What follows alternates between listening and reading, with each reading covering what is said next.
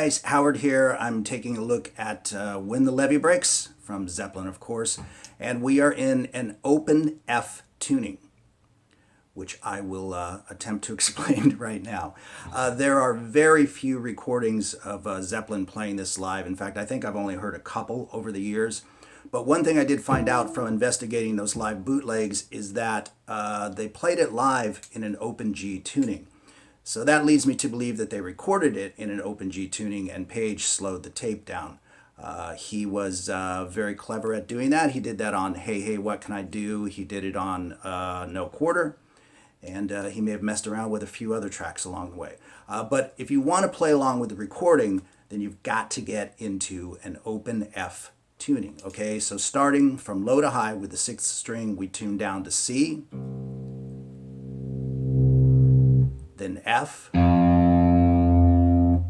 then C, F, A, and C. And once we get there, we're ready to roll. So just a couple of quick notes here. I've just got a regular set of strings on here, 9 through 42, which is what I normally use. If I were going to record this track or play it live, I would definitely opt for a heavier gauge of strings, okay? And this guitar is particularly set up for slide, so the thinner strings combined with the very slack of the strings themselves can sometimes create some buzzing, fretting out, even some intonation issues. But to just show you how to play this tune rather than set up a whole guitar for it, I'm just going to take you through it. Okay, so the first riff is we're basically dealing with the first 4 strings, 1, 2, 3, 4, but really focusing on the middle 2 strings, as is often the case with open tunings and slide. I choose to pull off that first one, like so, but you can also just pick it as well with a alternate stroke if you want. And then I tend to hit the open, we'll just call the strings by their normal names, if that's okay. And I kind of swing up and hit that A string to get that full body going. And then swing down and connect with the other strings.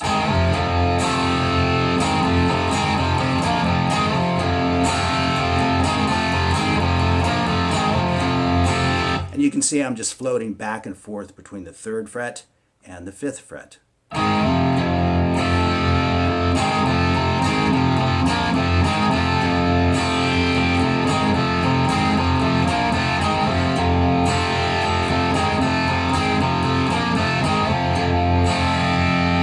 And that's the initial pattern that we all hear in the tune and that we tend to recognize right out the gate.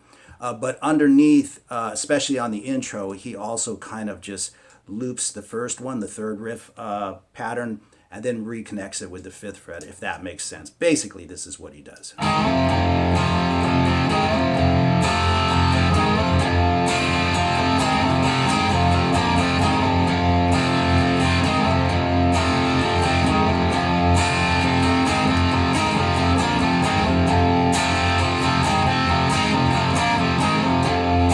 And he just kind of freeforms back and forth between the two, but particularly on the intro more than anywhere else, okay?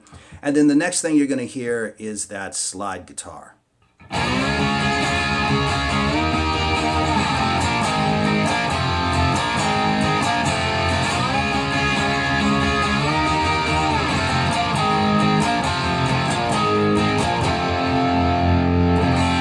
So I'm just using the first 4 strings. And I'm sliding freeform to the 8th fret, then from the 8th fret to the 10th fret. And I'm going down, down, up, down, down, down, up, down.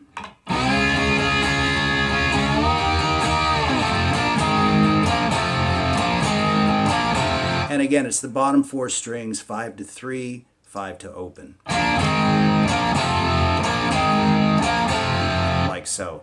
And if you want to capture a little bit of what the bass is doing, you can actually get all 5 strings in there. I like to add it toward the end. I think it sounds kind of cool that way.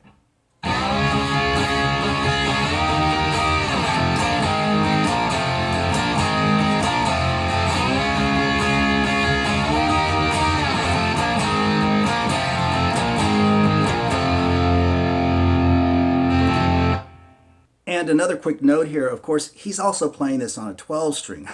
So you've got those full octaves coming through, you know, particularly on the G, the D, and the A string. And this plays a big role on this part right here, the next section, because he hits the open A string, right? And but you hear the octave. And that makes a big difference. But we're on a 6 string, so we're just going to go like so.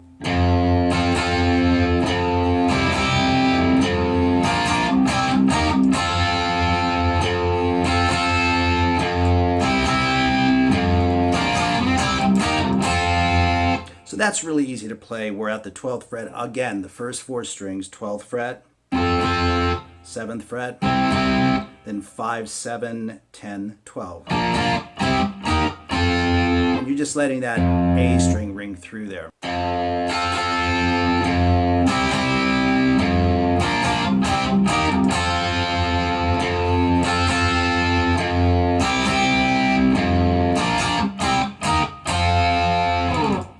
And those are all fretted, of course. And then we move into the way cool slide part, of course. And again, these strings are a little bit thinner than what I would choose to play this piece. And also maybe raise the action up a little bit. So there might be a little fret buzz here, fret noise. But the lick is...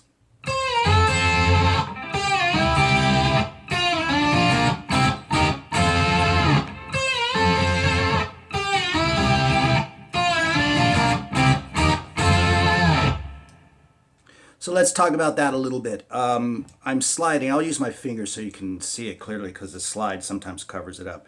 So I'm sliding from 12 to 10 on the first string and then hitting 12 on the second string and then back to 12 on the first string. But you want to connect those two notes together, let them ring together with the slide. So you get that kind of just cool, raunchy sound. And then a nice little vibrato to bring it home. And you do the same thing at the 7th fret. And then the same thing at the 3rd fret. But you add this. So you're bringing the bottom 3 strings into it now. Right there. 7, 10, 12. The exact same intervals that you used for the fretted part. And of course he plays a variation on that and tosses this in as well.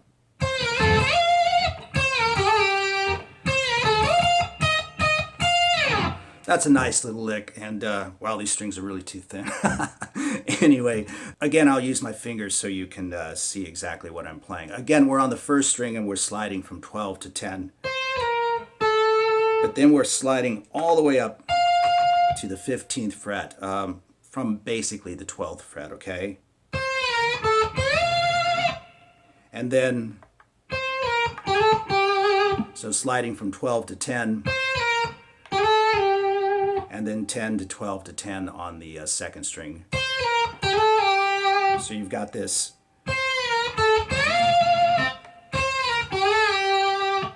And then again, the same 12 to 10 on the first string, 12 on the next string. 17, 15, back to 17.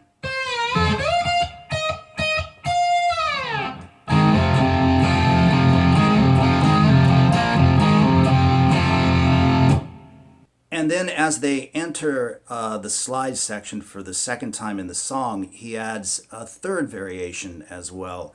And to my ears, this is where some heavier gauge strings really come into play, but we'll get through it anyway, okay?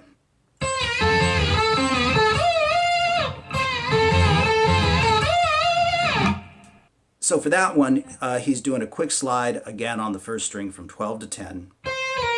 And then connecting with 12 on the second string, and he does that 3 times. And then 15 to 17 and back on the first string. Okay?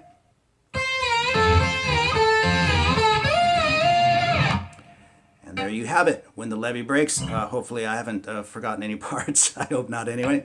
I'm sure you'll let me know if I did. So anyway, peace.